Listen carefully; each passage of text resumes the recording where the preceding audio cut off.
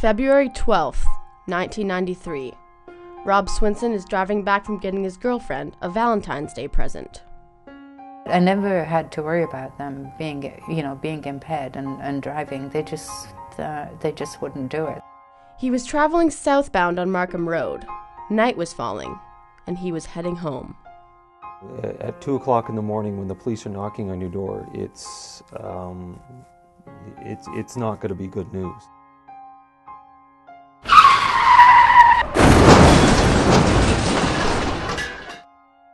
One moment. One hit.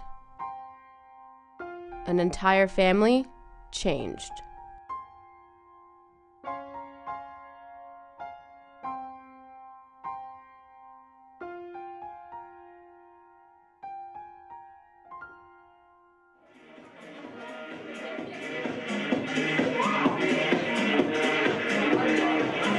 Friday night, and it's a house party.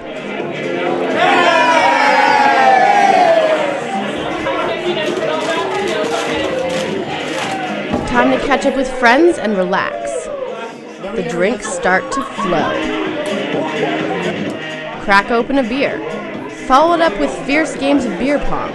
Cups seem bottomless as the music keeps bumping long into the night.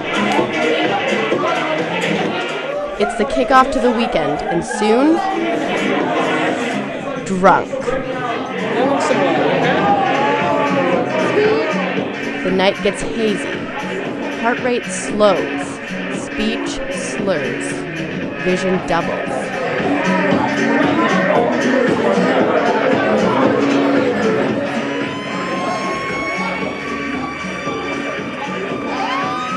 It happens every night.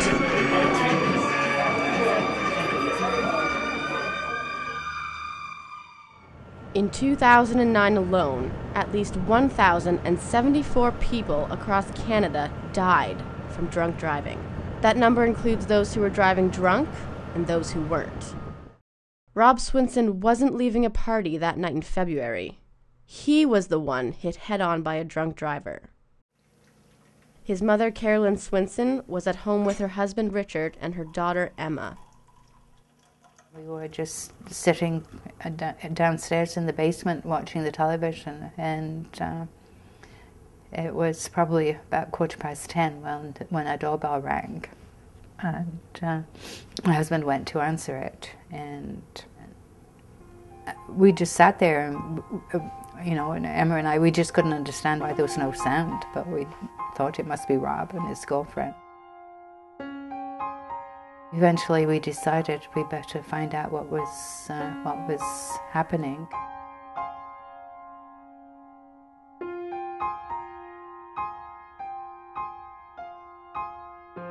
So when we got to the hallway and got to the top of the stairs, and we saw that it was a police officer that was standing in the doorway. I knew exactly why he was there. My husband did turn around and tell me that Rob had been killed and would never be coming home again, but I already knew that. Rob was 27 years old and the eldest of 3. He was an avid sportsman, loved adventure. He could often be found on a motorbike or skateboard. He even owned a bike shop in the city. That was something that he'd always wanted to do, and it was a really, really hard worker. And he would just somebody that was always there. If his grandfather got into trouble and you phoned Rob, he would go and help. Rob suffered massive trauma in the crash. His neck broke, and the impact of the crash forced his front seat to the back of the car. Police said there was no way he could have survived a crash that horrific. David Sterling was the handling officer of Rob's case. In the early days after the crash, Sterling tried to make sense of the tragedy for the Swinsons. No one ever expects or wants to hear that they've lost a family member, and you really put yourself in their position. But as with any family, they had lots of questions, and some questions we weren't able to provide them answers right away, but over the course of time, I think, many of them we were able to answer. Carolyn never questioned whether Rob was drunk that night, and the autopsy confirmed that there was no alcohol in Rob's system at the time of the crash. But it was a different story for the woman who took his life that February night. She was driving with 2.5 times the legal limit of blood alcohol content and had her license for only 10 days.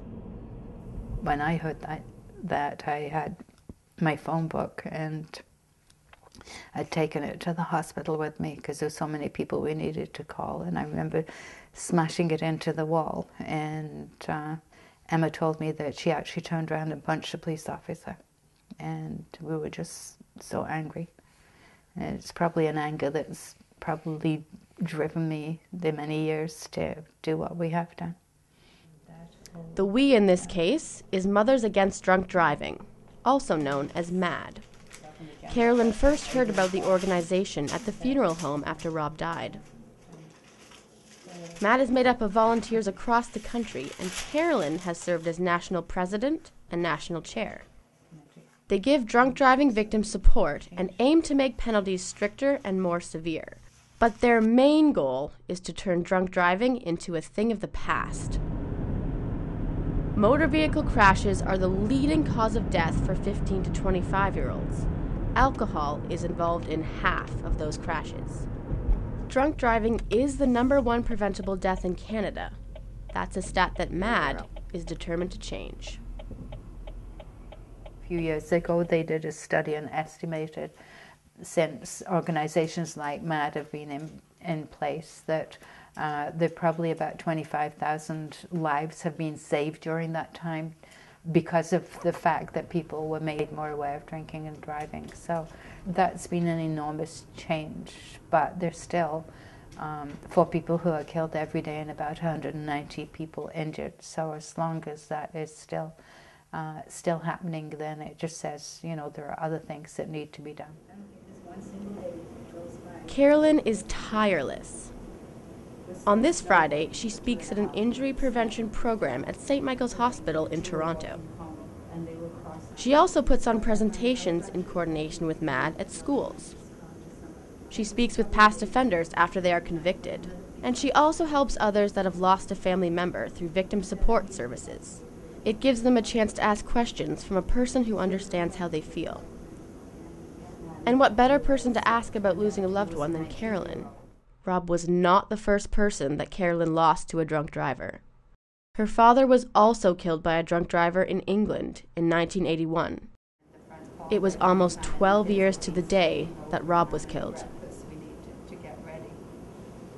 My dad got hit by a drunk driver, and that was crazy, and it was so a miracle that he lived. And just hearing other people's stories, it was just this stuff is so real, and people need to take more awareness to it. That little moment changed your whole life in a flash. So it's crazy. They don't understand what alcohol does to you. They don't understand how much is too much. So you need some education into the fact that just what does it mean to have a BAC level of the legal limit? How much does that? I just hope that by telling young people how hard it is to lose somebody, I hope that they'll just think twice about what they're doing. So just how much is too much? 3 more drugs. 3 more drugs. The law says that a person can't operate any vehicle if their blood alcohol content is over 80 milligrams.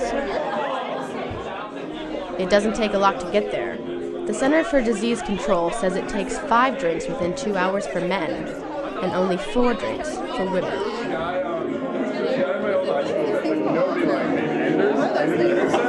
And so, this is when Facebook first came out. This is when we were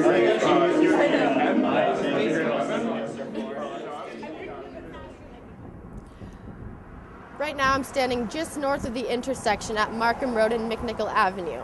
And this is actually where Rob Swinson died in 1993. But a lot has changed since then. The roads expanded several lanes, and police have created new ways to crack down on drunk drivers. They've established something called the RIDE program, and it's a program that runs random spot checks in order to catch drivers showing signs of impairment. Now, if a vehicle is stopped at the location, it could just be a simple conversation with the officer, or the officer may ask the driver to exit the car and provide a breath sample. The program only existed in Etobicoke, but it's now province-wide and runs all year long. 42 Division of Toronto Police patrol this particular area, and MAD recognizes the work that they've done to keep the streets safe. MAD awards a plaque to the division that makes the most ride arrests. 42 Division won that distinction this past holiday season with 24 arrests. It's great. You know that they do the job, but it's really great to have the opportunity to go and thank them personally for what they've done. And it's very important that they get the recognition for that. What I have here today is that we have an opportunity to recognize the hard work that the men and women of 42 Division have done on a daily basis as they go out there to make the road safer for everyone. So many times people do the job, but it's the people like the police officers here who go that a bit above and beyond and just really are very committed to what they do. There was controversy surrounding RIDE this past winter. Some Twitter users around the city tweeted RIDE locations to help drivers escape the long arm of the law. But officers say the program is a small detour if even one life can be saved. I understand that people are somewhat doing this as an effort to, I think, to avoid the ride spot checks so that they don't get inconvenienced. But if they understand that this inconvenience that we have when you get stopped and detained, it's a minor inconvenience for a major, major goal here, that we are trying to get those that are drinking and driving off our streets. If you tweet a ride location to someone, don't forget to apologize to the family if the drinking driver kills that family member. Lives aren't the only thing at stake when drivers get behind the wheel impaired. There are a whole host of consequences for the driver that causes the crash. After the arrest, their Ontario license will be suspended for 30 days. The Ontario Ministry of Transportation estimates that it will cost the offender up to $20,000 to navigate the courts. And if they're still allowed to drive after that, insurance premiums will skyrocket. In Rob Swinson's case, the woman who killed him didn't serve a single day in prison. The first responding officer at the crash site suspected that she was drunk. The breath sample taken at the scene proved his suspicion to be true. But the judge on the case believed the police officer didn't have the grounds to ask her for the sample. He believed her rights had been violated. The breath sample could not be used as evidence in court.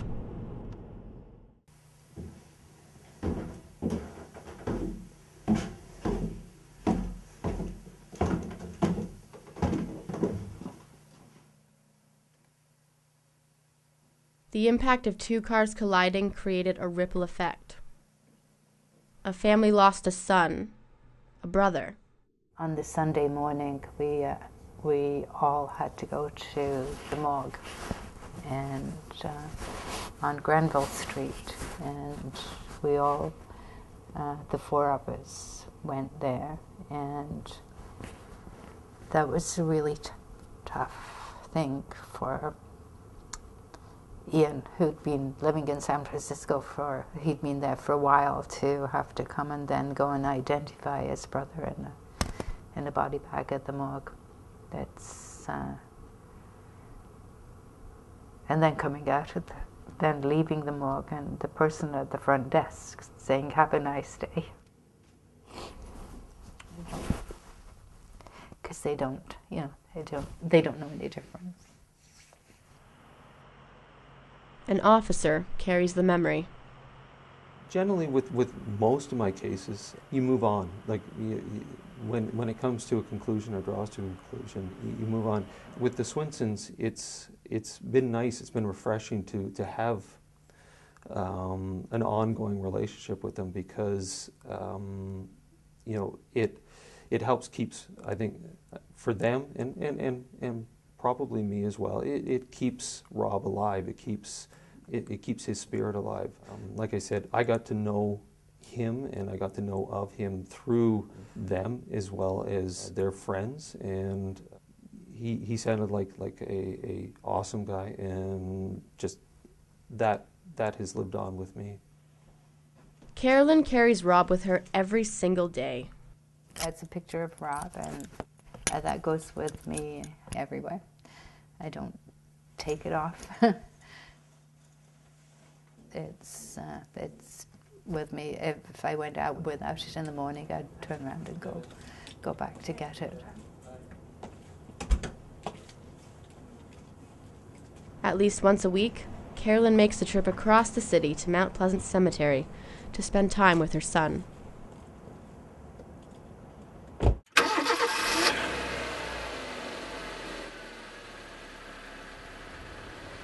It really makes me angry when I hear that there are still so many people who are killed every day and injured in impaired driving crashes. Impaired driving, it's not an accident, it's a crash, it's a collision. It is something that is totally preventable. And that's the thing that is so frustrating, is that impaired driving is something, people just have to make the right decision, and that's just, to me, such a simple thing. You know, it is a simple thing to do. If you're going out drinking, then just don't take your car. You know what you're doing, be responsible for your own actions.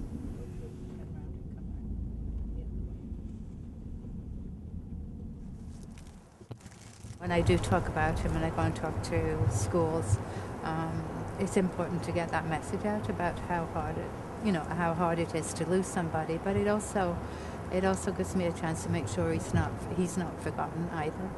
That we still, that he's still remembered. And that's usually what I tell the students. If you're ever tempted to drink and drive, then just stop and think about it. People, they leave their house, they leave their work, and they expect to be getting home, and just through the selfishness of one person, they can impact so many people, whether it be just one family or that ripple effect of family, friends, co-workers. It's tragic that just to see how many people one person can touch when that person's life is taken away from them. There's some people who say that that you can't move on with things if you're still angry, and that you have to deal with it. I'm still angry. I'm still angry. I'm angry at what happened. I'm angry that two people in my family have been killed because two people made really, really bad choices. That anger probably, for me, has done more good than harm, because it's probably the one thing that drives me to do something about it and make the changes.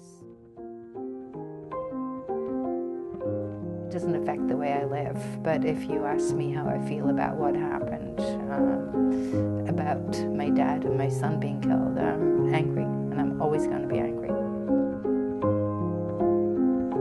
For the Ryerson Documentary Unit, I'm Kimberly Ivany.